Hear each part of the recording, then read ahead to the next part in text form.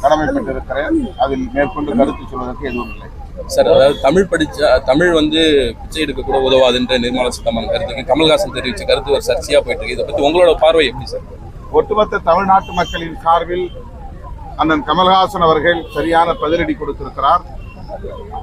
அது போதும் என்று நாங்கள் நம்புகிறோம். அவர் கொடுத்த பதிலடியை தாங்க முடியாமல் தான் பாஜகவினர் கதறுகிறார்கள்.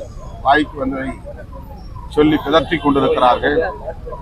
அண்ணன் கமல்ஹாசன் அவர்களுடைய உரைக்கு கோனார் உரை தேடிக்கொண்டிருக்கிறார்கள். அவ்வளவுதான் அவர்களின் தமிழ் ஞானம். உரைநடையை கூட அவர்களால் புரிந்து கொள்ள முடியாத அளவுக்கு கோனார் உரையை தேடும் அளவுக்கு தமிழை பற்றிய எந்த புரிதலும் இல்லாமல் அவர்கள் இருக்கிறார்கள் என்பது இதிலிருந்து தெரிய வருகிறது. கூட்டணியில ஒற்றை இலக்கு, அதாவது ஏற்கனவே இருக்க சீட்டு பார்க்கலாம், இன்னும் கூடுதல் சீட்டு கேட்கலாம். அது பேச்சு சார். அதாவது புதுச்சேரி சார் ஒரே நிமிஷம் சார், ஒரே நிமிஷம் அதாவது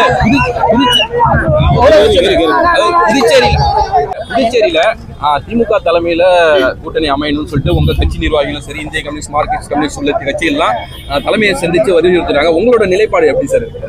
தமிழ்நாட்டை போல புதுச்சேரியிலும் திமுக தலைமையில கூட்டணி அமையணும் அப்படின்ற கருத்தை முன் வச்சிருக்காங்க உங்க நிர்வாகிகள். உங்களோட நிலைப்பாடு என்ன சார்? திமுக, காங்கிரஸ், இடதுசாரிகள் கொண்ட மதசார்பற்ற முற்போக்கு கூட்டணி தான் புதுச்சேரியிலும் உள்ளது.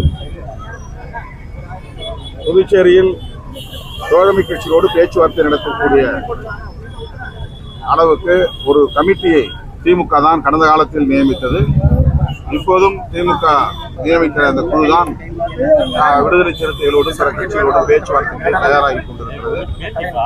அந்த பேச்சுவார்த்தையில் நாங்கள் முடிவு செய்வோம். புதுச்சேரியில் யார் தலைமை வகிக்கிறார்கள் என்பது புதுச்சேரி சூழலை பொறுத்து அவர்கள் முடிவு செய்வது. ஆனால் எதுவாக இருந்தாலும் இது மதசார்பற்ற முற்போக்கு கூட்டணி தான். ஆகவே அதில் நாங்கள் இணக்கமான முடிவை மேற்கொள்வோம். திமுக தலைமை